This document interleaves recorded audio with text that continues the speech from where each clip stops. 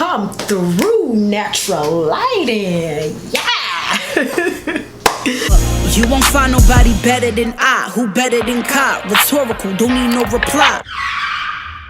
Hi guys, it's Kai and welcome back to my channel. If you're new here, go ahead and hit that subscribe button and tap that notification bell right next to it so you'll be notified every time your girl uploads a new video, which is every week. Twice a week on Tuesday and Saturday. I'm always coming through with my videos and gonna give this video a thumbs up because it's just gonna be that lit. We can say on and popping, we keep it rocking, we ain't stop. So I wanted to play and make up. No special reason, I just want to do my face because I'm bored, and girl, I wanted to just, like I said, play and makeup. So that's what we're doing today. Okay, so first thing first, I want to talk about,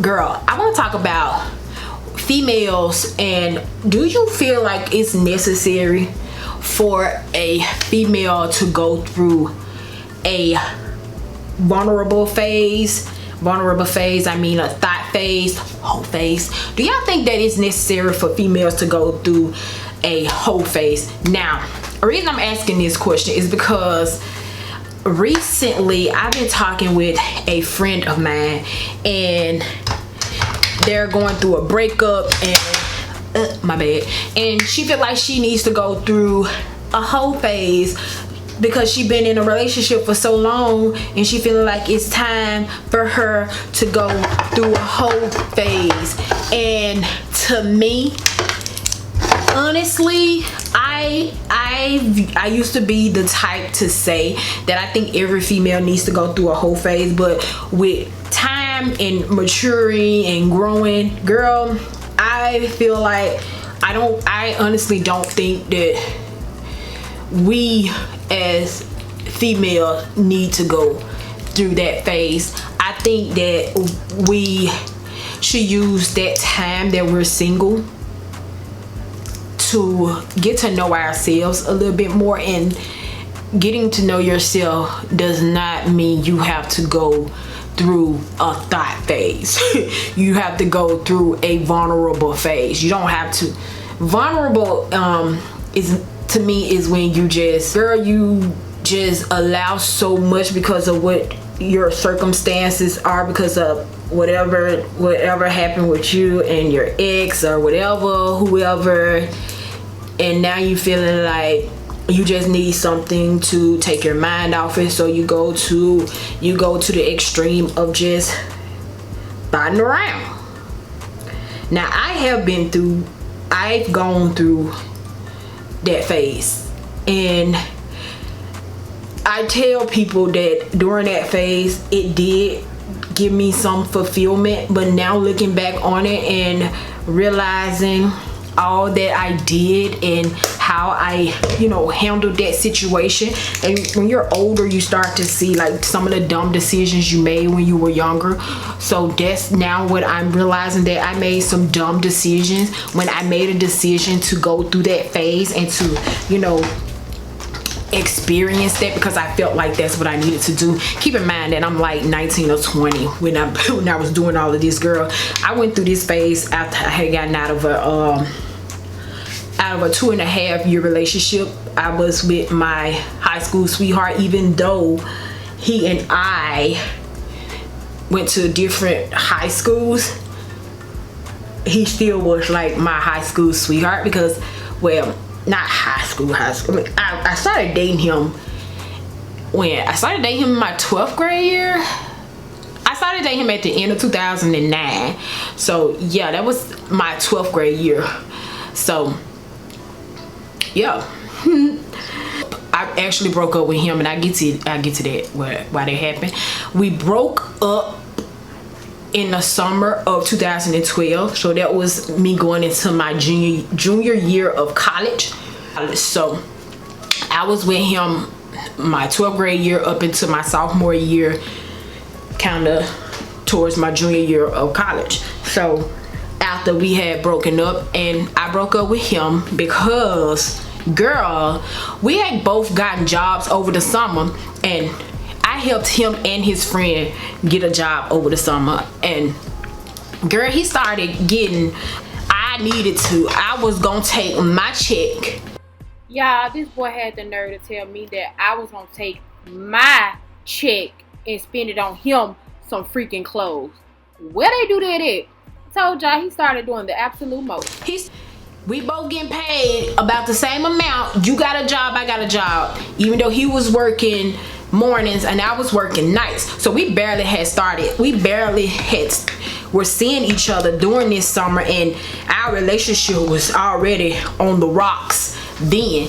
And he had gotten to the point where he didn't even want to talk to me no more. And I texted him one day because he wasn't answering my phone calls, and I texted him and I asked him why we haven't been talking, why you haven't been answering my phone calls. He had the nerve to tell me it was because he didn't feel like arguing with me. So you going 2 months without talking to your girlfriend that you've been with for 2.5 years, almost 3 years, and your only excuse is you don't feel like arguing with me? So you don't text me, you don't call me because you don't feel like arguing with me. Girl, if I had the brain that I had today, I would have told him to shove that right on up his you know what, because that was a load of crap.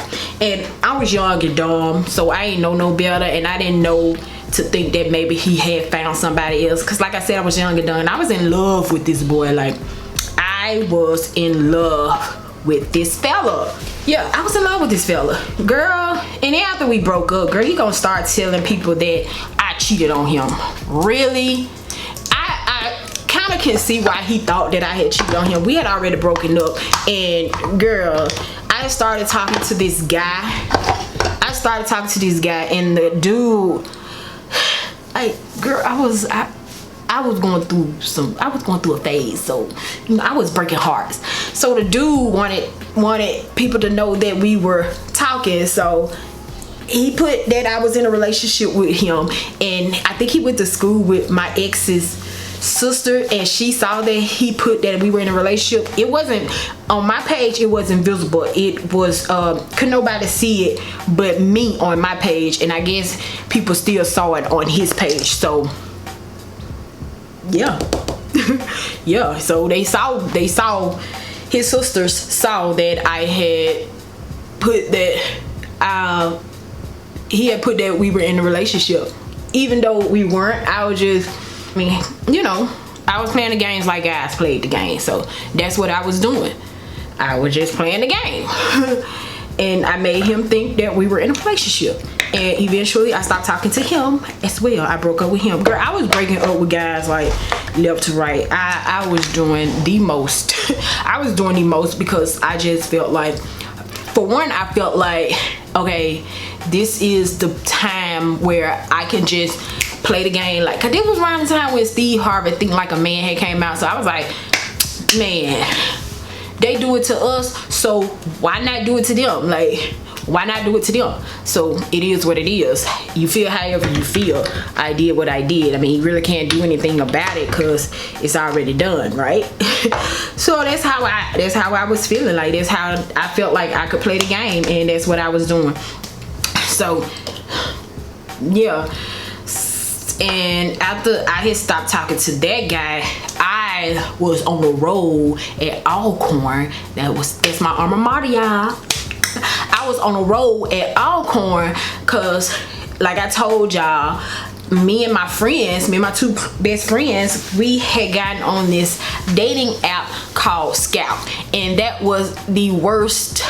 Girl, that was the worst, because that app right there, it could have done some damage to me, but I stopped. Kevin was the reason I stopped before it got too serious, because I met Kevin.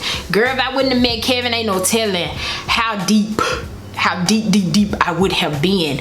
Luckily, he came along, and I stopped. I stopped while I was ahead, honey, because that was leading down a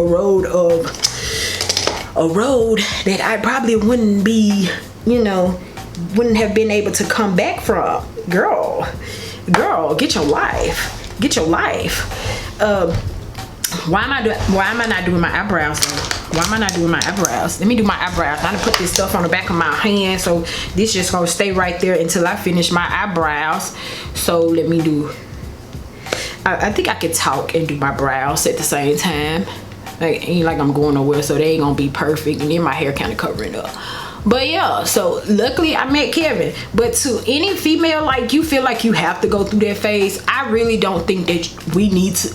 I don't think females need a whole phase. I don't think we need to go through that phase, because in the end, to me, all it's gonna do is, cause girl, you gotta think about these soul ties and all that stuff. And that's one thing I had no idea. I didn't even know about. Girl, look at my eye. This is a mess. This is a hot mess. But I didn't know anything about soul ties back then. I didn't find out about soul ties or start studying soul ties until after I went through my phase. But had I known and thought about how my soul could be connecting with all of these different souls, because you got to think about it, when it comes to soul ties, you're not only connecting with that partner that you're engaging with, you're also connecting with those partners that they've engaged with. So let's say you have 10 different partners that you slept with. You got to think about those 10 different partners, how many people that they've slept with. So that's like hundreds of people. I'm just using this number as an example. Like, they're probably like 100 and some people that your soul is connecting with. So you having all of these different feelings and all this kind of stuff going on with your life, because you don't know who who your soul have been tied with. So you gotta think about that. Why people be suffering from depression and all this kind of stuff, because all of these different souls you already done connected with. All of these different souls you done connected with. So I feel like women, we should not. If you want to do it smart. Like, I know that you may be hurting and you may be going through, and you want to find something to just take your mind off whatever you're dealing with, but be smart about it, because it could lead to some horrid results, honey. So just tell me what y'all think about that phase. Do you feel like women should go through a thought phase? Another thing I wanted to talk about is, honey, y'all don't know this, and I did a whole video dedicated to this. I did a whole video on this, but I never posted it. Having daddy issues. You guys, I have no relationship with my biological father. I haven't even really like talked to my biological father since I was like 12. The last time I saw him, I was in college, and I didn't say anything to him during that moment, because I felt like, at that point you're just a sperm donor. Like, girl, texting me. Like, I just felt like at that moment he was just a sperm donor, and my mama, he just got a look. He shot a lucky nut. Excuse my French. He shot a lucky nut, because anytime you could go without acknowledging that you have children outside of your children that you claim, you're a piece of trash to me, and you mean nothing to me. And I use everything that happens in my life, I use it as motivation. So the relationship that I don't have with my father, my sperm donor, my mother's sperm donor, or whatever you want, however you're supposed to call it, the relationship I don't have with him, it motivates me to become someone great, because in the end he's gonna see what he missed out on. And I try to, I have siblings that my father doesn't, you know, he don't have a relationship with either, and I try to tell them the same thing. So we're all, you know, we're all gonna be something great, and he's gonna miss out on some wonderful children. Like, my stepdad has raised me since I was 6 years old. That is the only father that I know. That is the only dad that has been doing stuff for me. He's the one that got me my first car. He's the one that taught me how to drive. He been there for all of my graduations, paid for my prom. He did everything for me. He's the one that I call on if I don't have no money, because he's gonna make sure that his baby girl has it. I'm not bragging, but I'm just saying, like, this is the man that has done everything for me, and the only father that I acknowledge, because the one that shot a lucky nut is the one that I will never give credit to. I will never acknowledge for. The only thing I will acknowledge him for is the fact that he did do something good, and that was he shot that lucky nut. He shot that lucky nut, and that's that. Other than that, he did nothing. He has done nothing. The one time my dad called me is when he didn't even call me. My mama called him, and this was my 12th grade year, and it was for my graduation. She was trying to get him to come down for my graduation. This man said nothing about me graduating. He didn't say anything. And what really made me just get like shut down completely from him, after that little instance, I thought that maybe we could build something. You know, I could try, because one thing my stepdad always did was told me, you know, even though he don't do anything for you, he's still your dad. He never, like, you know, he never was the type to get jealous. He always tried to make me have a relationship with my dad. He was never the type of you know, stepdad to tell me that you don't need to talk to that dude don't do nothing for you. He was always trying to encourage me to build a relationship with my dad, my sperm donor, with my biological donor. But after trying, you know, nothing came up of it. And I tried, and when I was in 12th grade, y'all, I sent my biological dad a friend request on Facebook, trying to, you know, just trying to reach out to him to have a relationship. So, you know, Facebook is all about connections and stuff. So I thought that maybe I could just reach out to him on Facebook, send him a friend request. Y'all, do you know 2015 rolls around here? Sorry, my camera stopped. 2015 rolls around, and I don't know what made me just go and check on him, but I went to his page. Do you know, from 2010 to 2015, I remember this so vividly because I was working in the nursing home with my auntie, and I was just sitting in the pantry just thinking about him. I don't know why, but something just told me to go to his page to check on him. Do you know that friend request was still pending? My jaw literally dropped, and I cried, because it's like someone that you came from doesn't want anything to do with you. And that right there is what builds that is what causes us as females to lose that connection.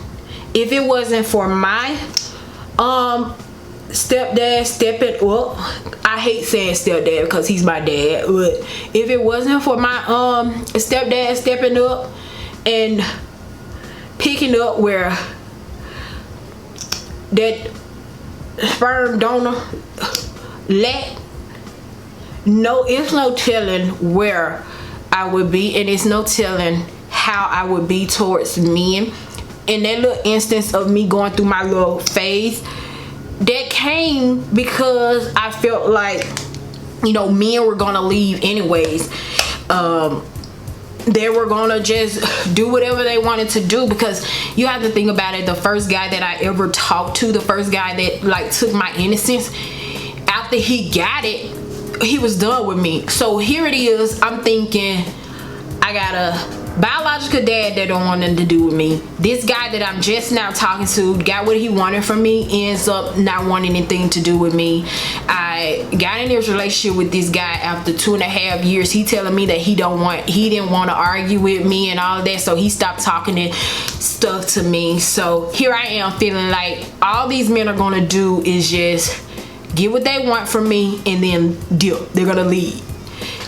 And that is why women end up having these issues and going through all of these things with these different men, and we begin questioning ourselves and our self-esteem. And that's why some of us suffer from low self-esteem, and it comes from the lack of a father.